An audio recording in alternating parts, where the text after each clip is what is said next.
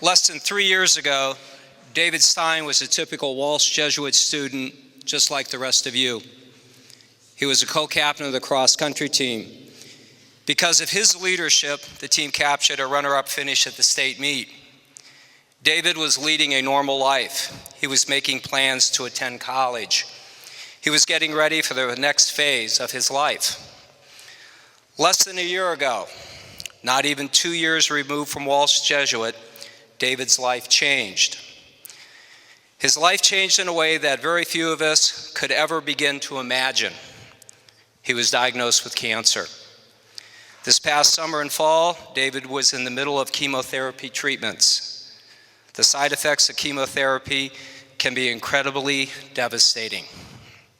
As we kick off WJ Fights Cancer Week, David is here with us today to share with you his experiences. To the faculty, staff, alumni, and students of Walsh Jesuit, David Stein.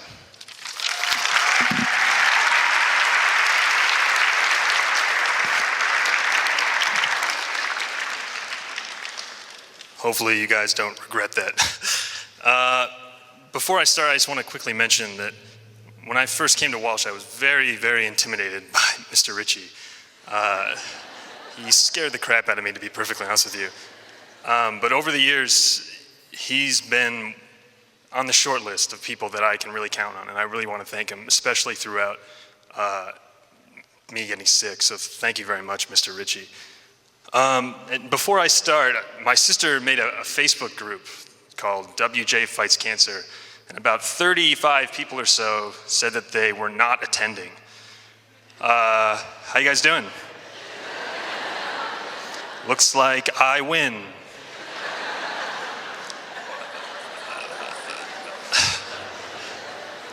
So I wanted to talk to you guys for a few reasons. First of which, I am a huge attention whore. So if you guys could just kind of funnel all your laughter and random outbursts of appreciation, that would be greatly, greatly cherished. And also, Mr. Barger has graciously offered to pay me a ton of money. So that's what, there's no money? All right, I got sick, I'm better now. Have a good week, guys.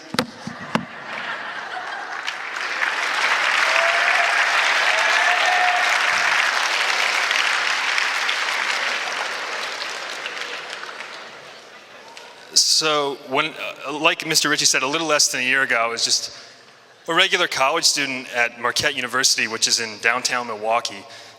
And one day I started getting this weird pain in my chest, right around where your heart is. So naturally, I complained about it to pretty much every single person that I know. And everybody just kind of made up their own stupid thing for what it is. Like people said, you just got this little glitch in your artery. It's gonna pop, you'll be fine. And I was like, yeah, duh, of course that's what it is. Because when you're young, I don't really think you think through all the possibilities of what it could be. So I finally got kind of peer pressured to go to the student health center. And everything was fine except my blood pressure was a little elevated. So she sent me to the emergency room in downtown Milwaukee. And to be perfectly honest with you, I was really, really annoyed that I had to go do this. I had to be at work, I had a lot of homework to do. And after a series of tests, this doctor comes in and he says, you have what's called a mediastinal mass in your chest, which is a tumor. That's really not the answer I was looking for, Doc. And I wish I could explain to you the intense feeling of loneliness that I had when I'm just kind of sitting in this room full of strangers. Even though my parents were on the phone with me, but it was like everything was in slow motion. And I was just so afraid, and I think justifiably, because I had no idea what was really going on. And I kind of had my head down, and this doctor reached out his hand, and I grabbed it, and he shook it really firmly, so I looked up right into his eyes, and he just said, good luck, kid, and then he walked out. He didn't say, you're gonna be fine, kid. He said, good luck. So needless to say, I was freaking out, and my friends came and they picked me up, and I think I owe a lot to those kids that night for keeping me calm, because it really could have been a serious freak out had they just kind of said, they kind of talked me down, you know, you don't know what it is yet, it could be something very simple, And my one friend who I spent pretty much the whole night with, he dipped, tobacco. He always put chew in his mouth. And I always used to tell him, you're gonna regret that when you get cancer. And I couldn't help but think to myself, fate apparently has a very strong sense of humor. And the next day, I boarded an airplane very, very early, and this hippie guy sits next to me. He's like 65 years old. And like I said, 6 hours earlier, I've just been told there's a tumor in my chest. And this guy sits next to me and he goes, dude, okay, this will be good. When you fly from Milwaukee, it's a 1 hour flight, but it's a 2 hour time. You get there 2 hours later because of the time change. So he goes, dude, we're only in the air for an hour, but we get there 2 hours later, man. Where does that hour go?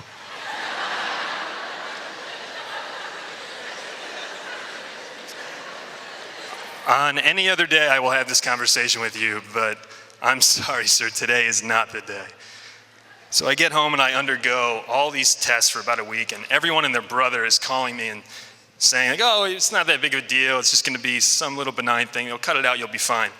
But to be honest with you, I knew from the beginning that it was the big C, if you will. And we got called in to this rather stern doctor, and he explains to me, he says, you have what's called T-cell lymphoblastic lymphoma, which is a rare blood cancer that manifests itself in males ages 20 to 25. And he starts explaining this treatment. He says, you're going to check into the hospital for about a month. You'll undergo treatment then. And then for the 5 months after that, you're going to go more chemotherapy. And we can understand if you don't want to start today. We'd like you to, but you can hold off till tomorrow if you want. What? You want me to start tomorrow? I have to check into the hospital tomorrow. And he just kind of looks at me and he was like, we would like that. I wouldn't like that. I don't want to do that. And he starts explaining chemo to me. And I had no idea, I didn't even know what chemo was. I'd heard the term. And basically, it's when they inject chemicals directly into your bloodstream. So I started thinking, well, maybe it's like a comic book. Will I get superpowers? No. Okay, then I don't want to do this under any circumstances.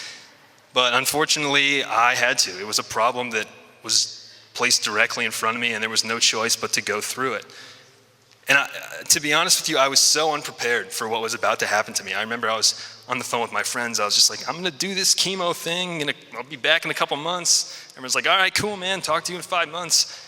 And because my family and I decided to tell people, because I didn't want my friends to hear from somebody else that I had gotten sick. So I sent out a Facebook message to some of my close friends, and I called it, David Stein Kills Your Buzz. And it was just a description of me getting sick. And the next day in the hospital, I got 3 different mass text messages from relative strangers that said, David Stein, class of 2008, has recently been diagnosed with cancer. Which means 3 people were sitting at home and thought to themselves, I better let Dave know he has cancer. He's going to be so pissed. Like they think I just opened my phone like, oh my God. Thank you, stranger, for informing me that I'm sick. And at first, all this attention really, really bothered me because I couldn't help but think that there was ulterior motives from people to like posting on my Facebook wall and stuff like that. But then I remembered, Dave, you're not that cool. If people need to pretend to be friends with you in order to boost their ego, they're gonna be really disappointed with the results. Like, oh, you're friends with Dave. Cool. And that's about the extent of that conversation.